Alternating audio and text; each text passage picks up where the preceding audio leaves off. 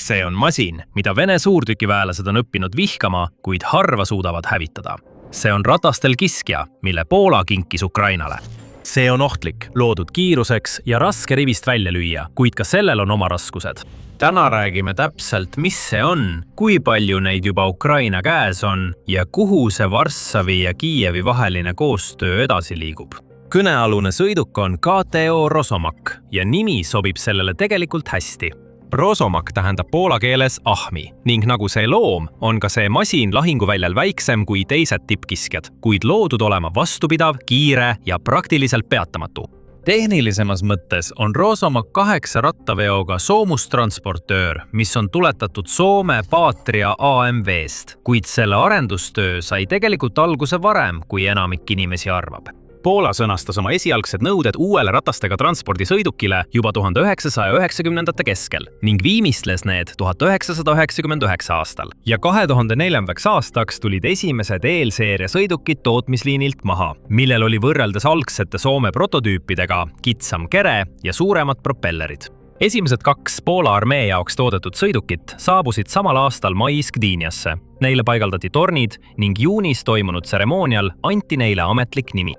Sellest ajast alates on Poola tellinud üle 1000 sellise sõiduki 16 erinevas konfiguratsioonis. Kõik alates tavalistest soomustransportööridest kuni juhtimispunktide ja RAC iseliikuva miinipilduja süsteemini, mida mainime varsti uuesti. See osales esmakordselt lahingutegevuses Poola vägedega Afganistanis, kus üks neist sai otsetabamuse RPG-ga esipantsarile, kuid mürsk ei suutnud soomust läbistada, kuid see polnud ainus kord. Poola Rosomakit alusid Afganistanis järgnevate aastate jooksul mitmeid rünnakuid. Ja kuigi see masin polnud haavamatu, aitas see varajane lahingukogemus Poola sõjaväge veenda, et konstruktsioon on piisavalt hea, et sellesse edasi investeerida. See lahingukogemus on oluline, sest kõik, mida Ukraina sõdurid sellega nüüd Donbassis ja Harkivi ümbruses kogevad, põhineb otseselt õppetundidel, mille eest poolakad maksid oma perega 1,5 aastakümmet tagasi. Alustame numbrist, mis annab sellele episoodile pealkirja. Paberil on Rosomaki maksimaalseks maantekiiruseks märgitud 100 kilomeetrit tunnis. See number esineb järjekindlalt nii Poola kui ka Ukraina allikates. See number 1 peaks juba asetama selle teise kategooriasse, kui enamik roomikutega sõidukeid sellel lahinguväljal, sest ükski roomikutega masin ei suuda asfaldil sellist kiirust saavutada. Aga on ka midagi huvitavat otse ühe sellise masina meeskonnalt 44. eraldiseisvast mehaniseeritud brigaadist. Sihtur ütles meile, et tema arvates suudab see masin saavutada kiiruse, mis on lähemal 120 kilomeetrile tunnis. Aga me ei saanud seda arvu ühegi ametliku spetsifikatsiooniga kinnitada. Seega käsitleme seda pigem sõduri isikliku muljena kui kinnitatud numbrina. Aga olgu see siis 100 või 120, me räägime ikkagi ratastel lahingumasinast, mis suudab siin rindel peaaegu kõigist teistest kiiremini liikuda. Ja just see kiirus ongi põhjus, miks Vene suurtükiväelastel on raske seda sihikul hoida, enne kui see juba kadunud on.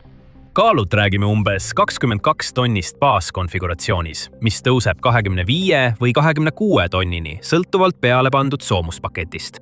Seda veab diiselmootor, mis annab välja umbes 480 kuni 490 hobujõudu, pakkudes piisavalt pöördemomenti, et vedada seda raskust üles järskudest nõlvadest ja läbi raske maastiku, kaotamata seejuures reageerimisvõimet, mida Ukraina meeskonnad pidevalt kiidavad. Üks juht, kellega rääkisime ja kes varem tsiviilelus töötas, järgmise põlvkonna T8 Holland traktoriga, ütles, et üleminek üllatas teda. Ta polnud kunagi varem teeninud, polnud kunagi puudutanud jalaväe lahingumasinat, kuid ütles, et automaatkäigukast tundus talle piisavalt tuttav, nii et suurimaks harjumiseks oli vaid masina tohutu suurus ja pime nurk paremal pool. See võib tunduda väike detail, kuid see ütleb midagi olulist selle platvormi disaini kohta. See on piisavalt vead andestav, et varasema soomustehnika kogemuseta sõdurid saab viia tööks vajaliku pädevuseni nädalate, mitte kuudega. Teine tugev külg on tegevusraadius. Sõltuvalt allikast näeme ühe paagitäiega vahemikku 700 kuni 800 kilomeetrit, mis annab Ukraina üksustele võimaluse ümber paigutuda pikki rindejooni, ilma et nad peaksid pidevalt tankimislogistika pärast muretsema.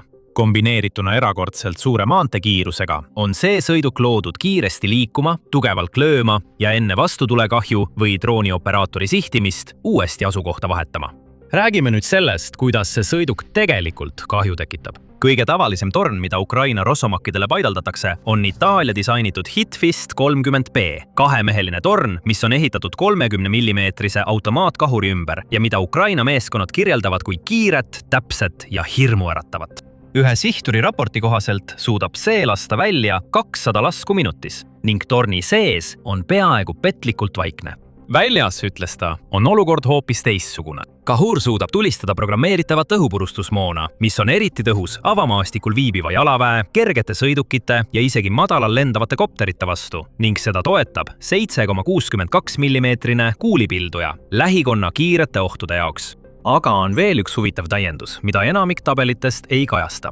Tornis juhitakse laskemoona läbi 2 eraldi raja, mitte ühe ühise lindina. See tähendab, et meeskond saab ühele poole laadida lõhkemürsud ja teisele poole soomust läbistavad mürsud ning vajadusel sihtmärgi järgi hetkega nende vahel ümber lülituda. Ei mingit ootamist, kuni lint läbi jookseb, ega kobamist lahingu ajal ümberlaadimisel. Kui Vene rühm ilmub avamaale, tulistatakse neid lõhkemürskudega. Kui mõni kergelt soomustatud sõiduk mõne sekundi pärast nähtavale ilmub, lülitavad nad soomust läbistavatele mürskudele. Selline paindlikkus ongi just see, mis muudab varitsuse ühepoolseks lahinguks. Samuti tasub märkida, et see Hitfist 30B torn ei ole selle platvormi kõige uuem variant. Poola on juba välja töötanud oma mehitamata torni nimega ZSSV-30, mis eemaldab meeskonna tornist täielikult ja paigutab nad täielikult soomustatud kere sisse. See parandab oluliselt ellujäämisvõimalusi ja võimaldab kahurit hooldada ilma, et keegi peaks end sõiduki kohal paljastama. See torn ühendab sama 30 mm kahuri Spike LR tankitõrje juhitavate rakettidega ning see on konstrueeritud nii, et kui droon või killuke paneb ühe neist rakettidest plahvatama, suunatakse plahvatus väljapoole, mitte meeskonnaruumi. Poola on juba sõlminud lepingud, et varustada 10 tavalisi Rosomakke ja peaaegu 100 uuemat Rosomak L-varianti selle torniga. Kuigi ükski neist seadmetest pole veel Ukrainasse jõudnud, vähemalt nii palju, kui me kinnitada saame, on see selge märk sellest, kuhu kogu see sõidukipere liigub. Ja poleks üllatav, kui sama mehitamata tornitehnoloogia lõpuks ka idas kasutusele võetakse. Kaitse poolest ei püüa Rosomak olla tank, kuid see ei tähenda, et ta oleks täiesti abitu. Eesmin soomus on mõeldud peatama 14,5 mm raske kuulipilduja laske ning küljed on hinnatud vastu pidama 7,62 mm püssitulele. Mõned konfiguratsioonid lisavad raskema välise soomuspaketi, mis parandab oluliselt kaitset selliste ohtude vastu, nagu tankitõrjegranaadid ja improviseeritud lõhkeseadeldised. Need uuendatud komplektid töötati algselt välja Poola sõidukitele, mis saadeti 2000-ndatel Afganistani. Sõiduk peaks samuti suutma vastu pidada 6-kilosele lõhkeaine plahvatusele kere all, mis on äärmiselt oluline, arvestades kui palju sellest sõjast peetakse nüüd maanteede alla maetud miinide ja improviseeritud lõhkeseadeldistega. Siin aga ilmnevad mõned puudused. Avatud allikatel põhinev jälgimisprojekt Oryx on dokumenteerinud mitmeid kinnitatud Ukraina Rosomaki kaotusi selle sõja jooksul ning Wikipedia enda arvestuse kohaselt on viimaste andmete järgi vähemalt 6 hävitatud ja 1 kahjustatud. Nii et kuigi see pole ilmselgelt mingi imesõiduk ja keegi selles võitlejatest ei pea seda haavamatuks, peaaegu igas meie leitud kirjelduses, nii meeskondade kui ka avatud allikate raportites, paistab silma see, kui paljud neist sõidukitest jäävad tabamustele vaatamata ellu. See oleks olnud surmav mõnele vähem kaitstud sõidukile. Üks meeskond rääkis meile, et neid on korduvalt sihitud Vene Lancet-droonidega, mõnikord isegi siis, kui nad seisid ootelasendis rindest kaugel taga, ning et need sõidukid on saanud kahjustada ja jäänud ikka ellu. Meeskonnad pääsesid eluga. Masinad viidi remonti ja seejärel naasid need teenistusse. See ellujäämisvõime, rohkem kui ükski konkreetne tehniline näitaja paberil, võib olla peamine põhjus, miks Ukraina üksused neid järjest rohkem küsivad. Aga kui on üks nõrkus, mida tasub arvestada, siis see on muda. Meeskonnad on märkinud, et see toimib sügavas mudas halvasti, kui nad ei alanda rehvirõhku sõiduki keskse rehvirõhu reguleerimissüsteemi abil, et haarduvust parandada. Kui aga rehvid saavad kahjustada ja sõiduk peab tuginema oma rehvi sisemisele turvatoele, saab see enne remonti läbida vaid umbes 20 kilomeetrit. See tähendab, et komandorid peavad ikkagi hoolikalt läbi mõtlema marsruudid ja evakuatsioonivõimalused, mis võivad muutuda oluliseks taktikalise piiranguks sõjas, mis toimub suures osas avatud põldudel ja jõe üleujutusaladel. Siis on veel väidetav amfiibivõimekus, mis võimaldab Rosomakil ületada veetakistusi umbes 10 km/h kiirusega, kasutades tagaosas paiknevaid propellereid ja kokkuklapitavaid vöörilabasid. see kõlab paberil muljetavaldavalt, kuid Ukraina meeskonnad näivad tegelikult soovitavat seda lahingutingimustes mitte kasutada. Ja nii palju, kui me teame, ei ole Ukraina väed selle sõja jooksul seda ujumisvõimet üldse operatiivselt kasutanud. Kõigi andmete kohaselt peaks sõiduk vees vajuma märgitud veepiirini ja hästi ujuma, kuid praktiline risk sattuda tule all jõkke näib kaaluvat üles selle eelise. Samuti on olemas õppimiskõver, mida on lihtne tähelepanuta jätta. Üks meeskonnaliige ütles meile, et ainuüksi tagumiste dessantuste õigesti kasutama õppimine, lukkude joondamine ja kinnituste õiges järjekorras tegemine võttis mitu päeva pühendunud harjutamist, enne kui see muutus harjumuspäraseks. Ja alles pärast maapealset väljaõpet liikus meeskond edasi tornisüsteemide õppimise juurde. Kui meeskonna uksed kinni kiiluvad või saavad kahjustada, on olemas varukatuse luugid. 8 tagaistuvat dessantväelast saavad nende kaudu välja ronida, mis on nutikas disainiline varulahendus. Aga see rõhutab, et tegemist on siiski keeruka masinaga, mille täielikuks valdamiseks kulub päriselt aega, isegi neil sõduritel, kes on motiveeritud seda kiiresti õppima. Kas mäletate seda tsiviilisikut, kes varem ütles, et juhtimisseadmed tundusid tuttavad? Mis aga tuttav ei tundu, on kere massiivsus ja tohutud pimedad nurgad, mis neil masinatel võivad olla. Mõnel juhul saab sellest üle ainult korduvate takistusradade läbimise ja paralleelparkimise harjutustega. See on väike pilguheid sellesse, kui palju sellest sõjast peavad pidama inimesed, kes 2 või 3 aastat tagasi juhtisid traktoreid ja kaubikuid, aga nüüd on pandud NATO standardile vastavate soomukite rooli ning neilt oodatakse kiiret oskuste omandamist. Aga enne kui lähme edasi selle juurde, kuidas neid sõidukeid kasutatakse, kindlasti telli The Military Show, et saada rohkem uuendusi ja kõike geopoliitikaga seonduvat. Me postitame iga päev videoid, mis käsitlevad tehnilisi andmeid, taktikaid, päevaseid sündmusi ja põhjalikke analüüse selle kohta, mis sõjas täpselt toimub. Nüüd taktikalises plaanis ei vii Ukraina Rosamagi meeskonnad läbi otseseid rünnakuid, vaid neid kasutatakse pigem kaugtulelöökideks ja kiireteks varitsusteks. Nad saavad sihtmärgi koordinaadid, liiguvad positsioonile, lasevad kahuriga, mis laseb 200 lasku minutis, jalaväepositsioonide või kindlustatud hoonete pihta ning tõmbuvad siis tagasi enne, kui Vene suurtükivägi või droonid jõuavad reageerida. Üks meeskond kirjeldas, kuidas nad lähenesid umbes 400 meetri kaugusele Vovchanski lähedal, et aidata puhastada jõe sillapead, et Ukraina jalavägi saaks üle minna. Ja teises lahingus jõudsid nad umbes 150 meetri kaugusele 2-korruselisest hoonest, kus olid sisse kaevunud Vene sõdurid, lõhkudes selle hoone tükkideks, et katta Ukraina vägede taganemist. Lisaks otsesele lahingutegevusele on neid sõidukeid kasutatud ka armee inseneride toetamiseks, öiste jõeületuskohtade rajamisel, transportides personali ja varustust ning haavatud sõdurite evakueerimiseks tule all. See näitab, kui mitmekülgne see platvorm tegelikult lahinguväljal on. Nüüd tekib küsimus, kui palju neist tegelikult Ukrainas seda taktikalist rolli täidavad? Poola valitsus teatas juba 2023 aasta aprillis, et nad tarnisid Ukrainale 200 KTO Rosamaki ning see 200 tarnitud sõiduki arv kordub pidevalt, mis viitab sellele, et vähemalt nii palju neid seal on.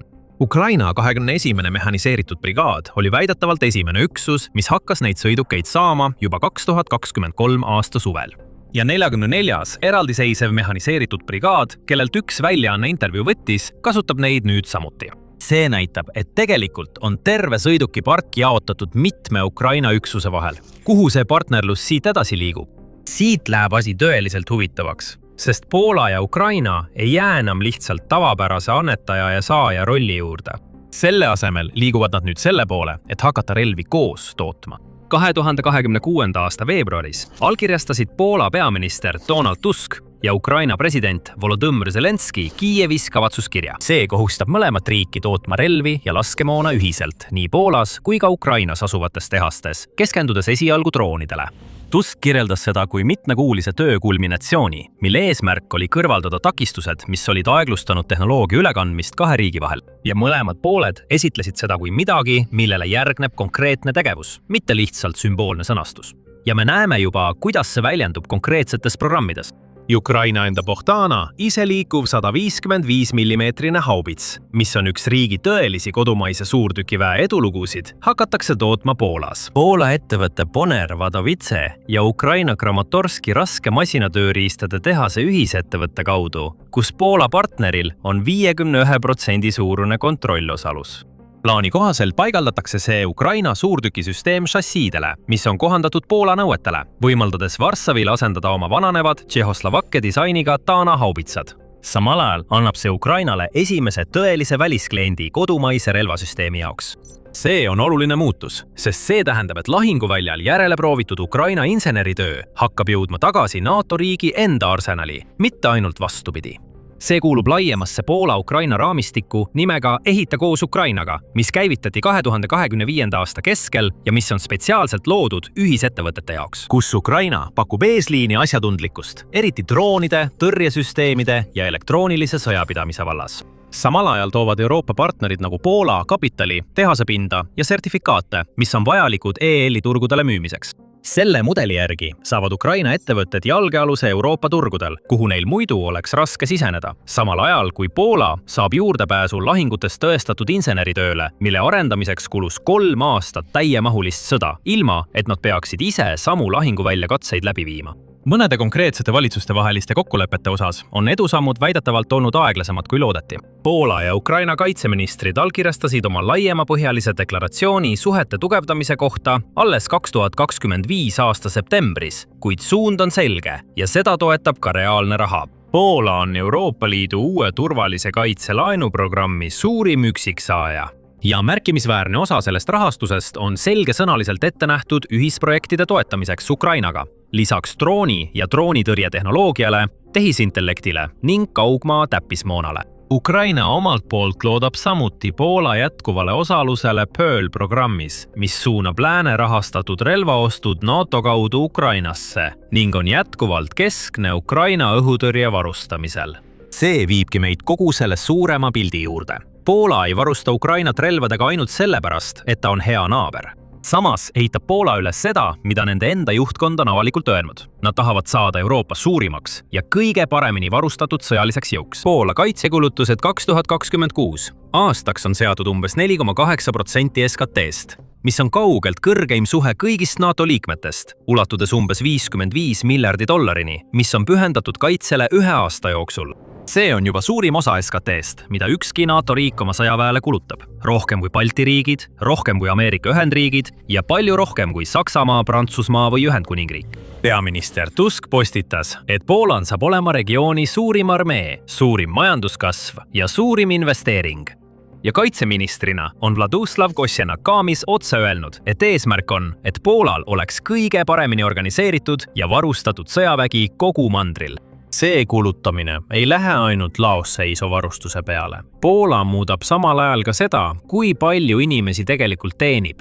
Valitsus on saatnud välja 100 000 arstliku komisjoni teateid ajateenistuse eas meestele, samuti naistele ja üle 50-aastastele kodanikele, registreerides nad sõjaväesüsteemi isegi siis, kui neid kohe välja ei kutsuta.